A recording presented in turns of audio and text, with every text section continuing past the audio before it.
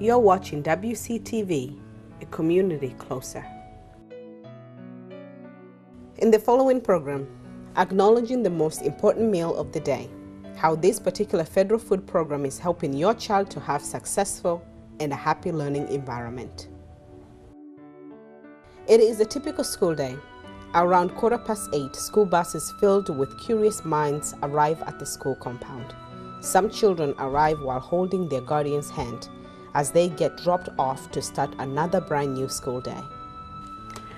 Around 20 past, hallways are filled with enthusiastic minds whose youthful feet rush into the appropriate classrooms, ready to begin their day.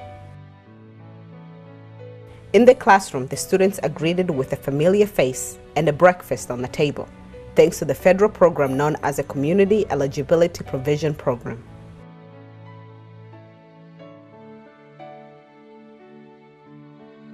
So what that is a grant or a program through the federal government that allows all students in the district to receive free breakfast and lunch at no charge. So how do we get into that program? So it's based on student eligibility in terms of whether they're directly certified through the state and the percentage of the free and reduced students that we have. So once we get above a certain threshold, in our case, to get into the program, you had to be at least 40% directly certified with free and reduced students. We came in around 47%.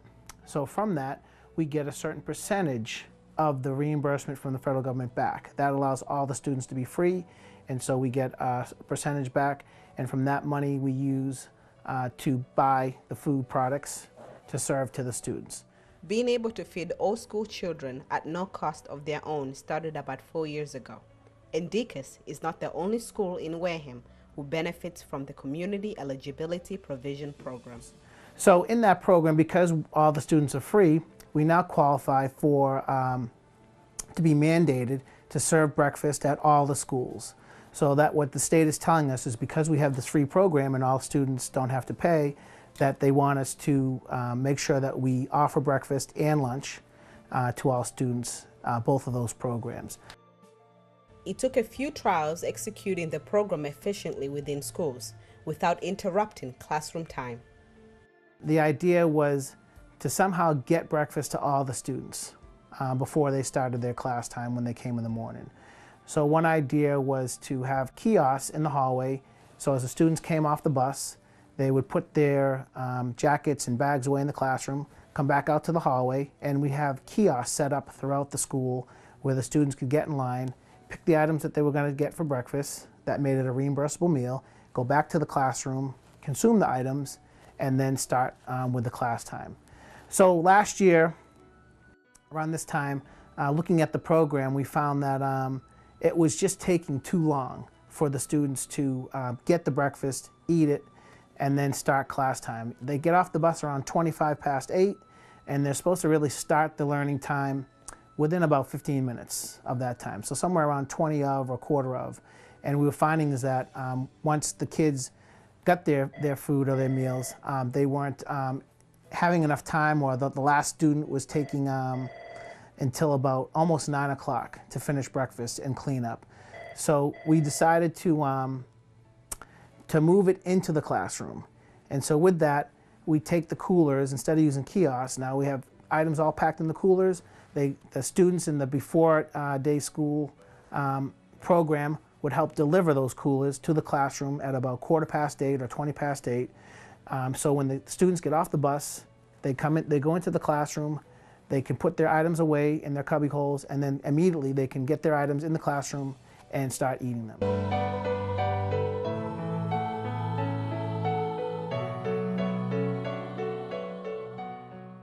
My name is Jocelyn Ulloa, and this is my kindergarten class here at Deacon's, and right now they're eating breakfast.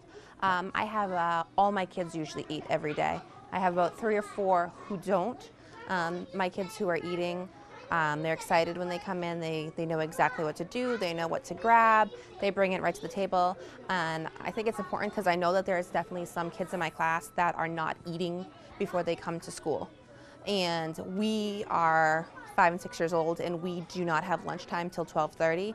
So I know that if they don't eat the breakfast now, they are going to shut down by 9:30, 10 o'clock in the morning. They're going to be visiting the nurse with their bellies hurting. We save all the food that we don't use, and we use it during snack. If we have leftovers after snack, we send it home, especially if it's a long weekend or a vacation. I make sure it all goes with them so nothing goes to waste, and I know that it's being used. Does this program interfere with your class time and your schedule? Nope, they come right in. I have the breakfast opened up. The coolers are open before the kids get here. They have morning work. Some of them are actually doing morning work while they're eating, as long as it's not the cereal. It's a little hard.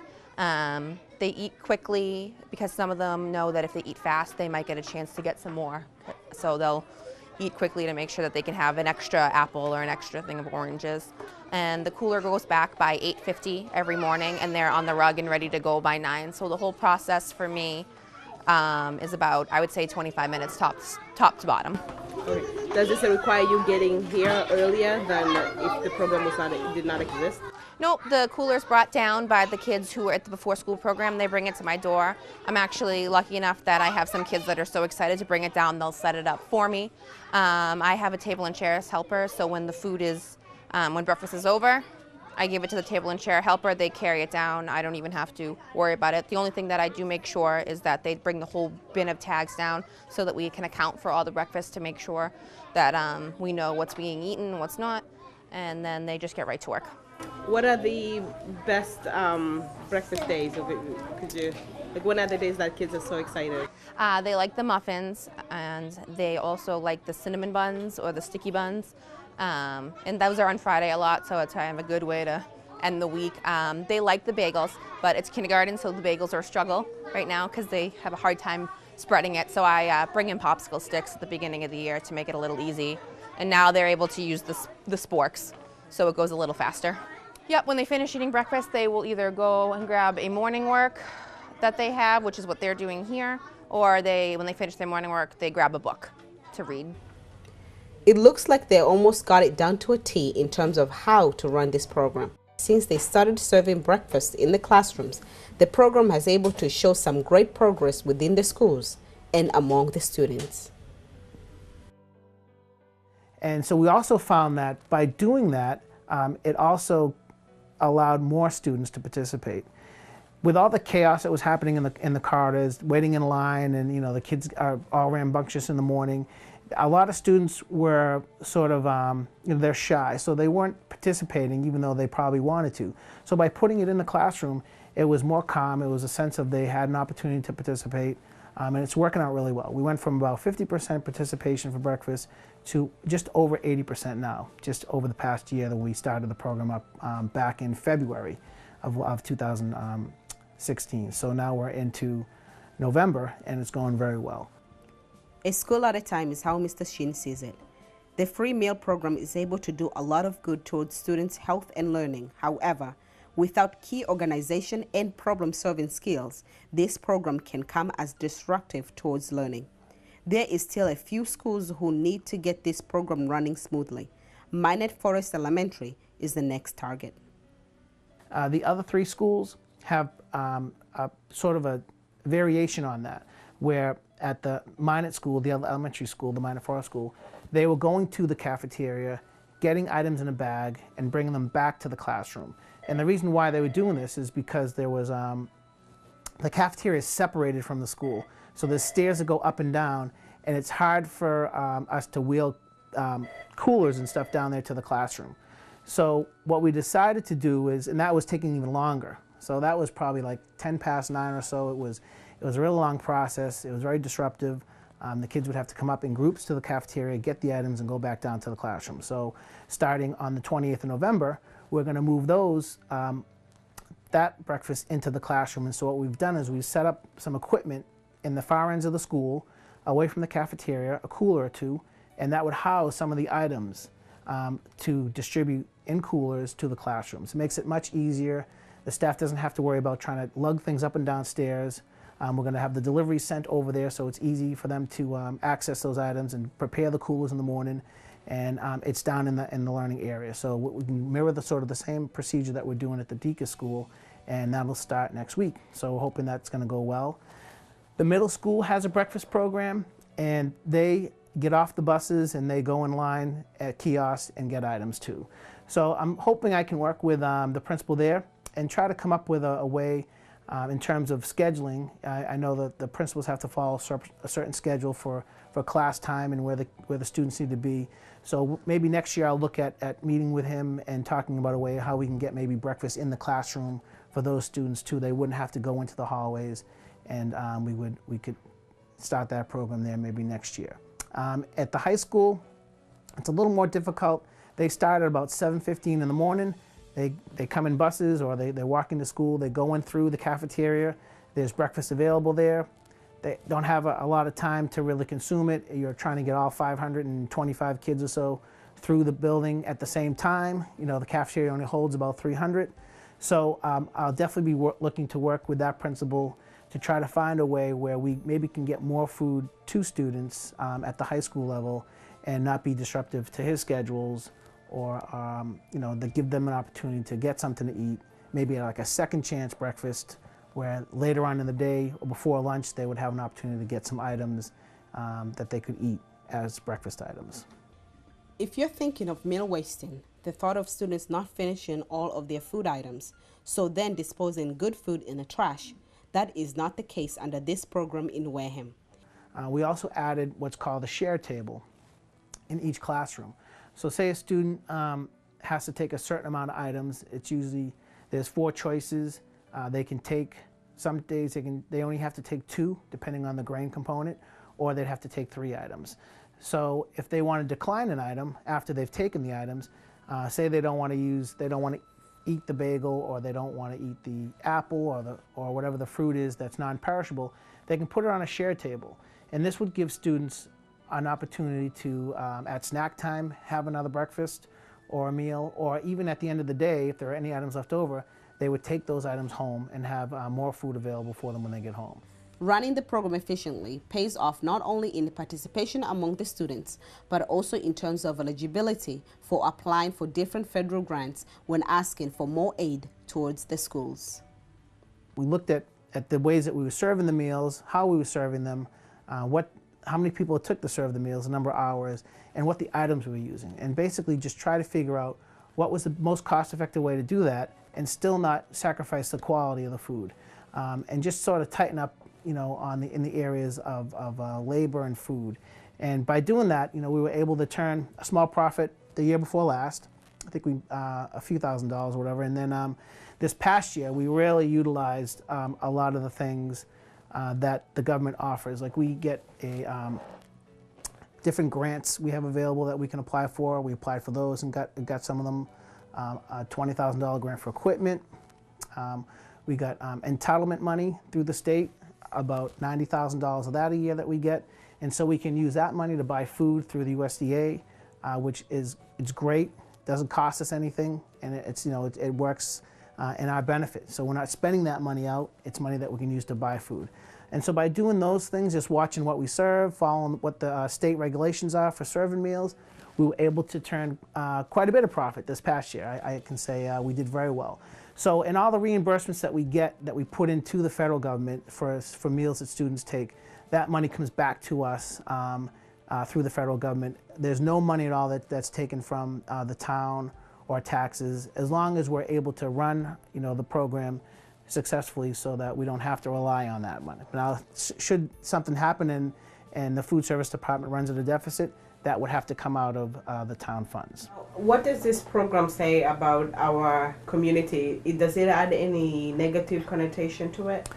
Not at all. The whole reason behind community eligibility was to allow all students, no matter background, race, or income level, to get food. I mean, they can go online and they just come up to the register, they pick their items, and we just basically check off that they took a meal. As long as it's reimbursable, they have to take a certain amount of items, and they're all set. Now before, you know, it's hard because, not that we overtly identify any students, but, you know, some students who are free, some are reduced, some have to pay. You know, you get into that sort of deal and it gets bogged up at the register. Now it's everyone is treated the same. Not that we treated them any different before, it's just that the stigma of that, I guess, in terms of you know, whether you're free, reduced, or paid, doesn't exist, you know, at all levels for all the meals. And it's a great thing. It's great to see how they can just come through the line and they can pick their items and they go on their way and they can consume those items. So it's a great program. The Community Eligibility Provision Program does not cost the community extra money, either through taxes or fees. Town of Wareham did not have to pay extra in order to be considered for this program. Wareham Public Schools have to keep on applying for this program in addition to providing adequate evidence that the program is efficient within our schools and also very much needed. Right now it's a 4-year program that we're in. Once we get into it, you're in it for 4 years. Every year I can take the student list, send it through the state, and try to add a year on or make the percentage better depending on how many students are directly certified or eligible. It all has to do with Mass Health, WIC, SNAP, all the benefits that people would get if they needed assistance, and we can run those lists through the state, and they give us a report back telling us how many students are eligible and how that would affect our percentage, basically. What were some of the questions or concerns from the public when you were trying to implement this program? So I think the more concerns were at the administrative level with the faculty. You know, you're asking them to do something in the classroom that's different from what they were doing before. You know, you're adding food items in there, so you're worried about spills and crumbs and cleanup, you know. So what we try to do is we try to alleviate all those issues and find items that didn't cause a lot of cleanup, you know. So obviously milk is something that could be a problem, and students at a younger age have a problem opening up the thing, the cartons or whatever, and there's spills that happen in the beginning, of course. But what we found is that after a few weeks, you know, the students were great. You know, they're there to learn, and so they're learning how to eat breakfast. They're learning how to clean up after themselves. You know, they're learning how to be organized. It's a great thing for them. You know, they're getting some food. They need energy. They need that nutrition to help them through the day to learn. The free meal program works. Just in the short time that the program has been active, the schools have been able to see tremendous change in the health of their students. Because I think what we found is that we're going to analyze this a little more closely, but just in the first month of the year, nurse visits went from, I think, 900 visits in the month of September down to 800 compared to last year. So we knocked off 100 visits right off the bat. And I'm not saying that parents aren't feeding their children enough at home when they get to school. I just think it's the timing. You know, when people get up in the morning, it takes a while to get going, especially for little kids, and we found that with high schoolers too. They're not ready to eat at that time sometimes. So it's great that they have that opportunity once they get in school. They can get a meal, and it's been very well received.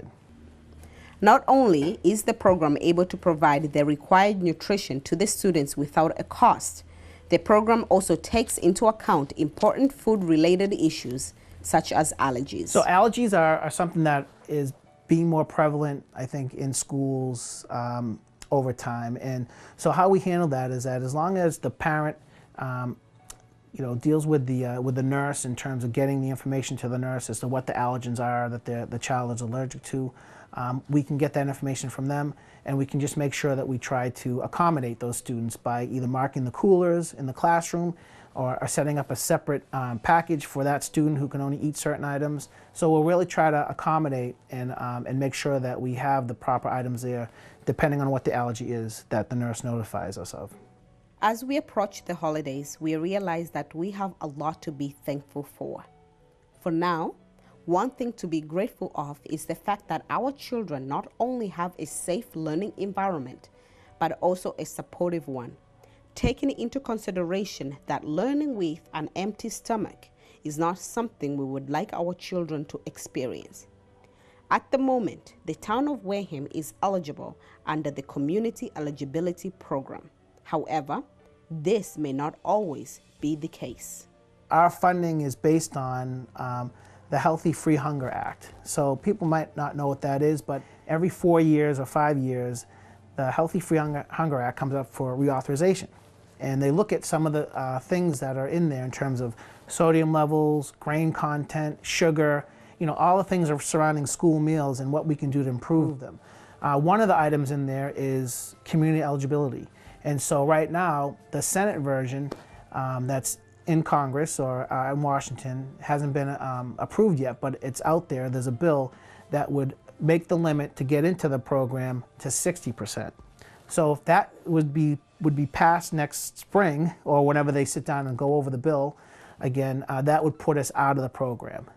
So we're hoping that you know, through our efforts working with the USDA and the School Nutrition Association and folks in Washington, there's a whole new group there now, that we can get them to understand that it's an important part of this program, you know, getting meals to children. You know, in our school, I'm going to try to really let them know that even at 47%, you know, we're able to make a little money to help the program, and we can run it, you know, very efficiently. And so that bringing it up to 60% would just throw a whole lot of schools across the country out of the program. So we'd probably get a grandfather clause for maybe to be in it for a few more years.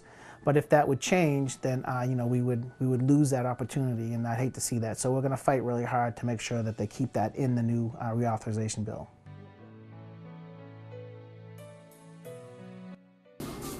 I'm checking to see how many grains went out, which would be in the red cooler, which is their primary food, which they're supposed to take. And then afterwards, when I open up these coolers, I just clean them out as far as what fruit is left over, the milk, separating the chocolate from the white and the juices, ice packs, and then we clean them. We clean the red coolers and restock them for tomorrow. And then we stock these first thing in the morning because these are items that are cold and must be kept cold. So you get to tell which grains are popular and what milk is popular? I keep track of all of that, yeah. Okay, and what have you found out?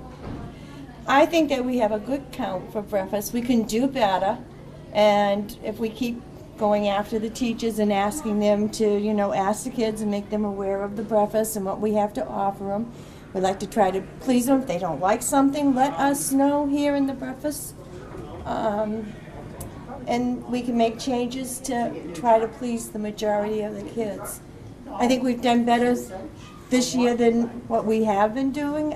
They're well aware of it. And we try to stress the point to the kids that this is a very important meal of the day. This keeps their brain working for the rest of the day and keeps them quiet, or maybe where they're not so jitty with eating their breakfast. And have you received any certain requests where kids were asking for a certain item? Not as of yet, but we try to introduce new things to them. We don't like to get into, I call it a quote-unquote, a rut of giving them the same thing. We like to mix it up sometimes.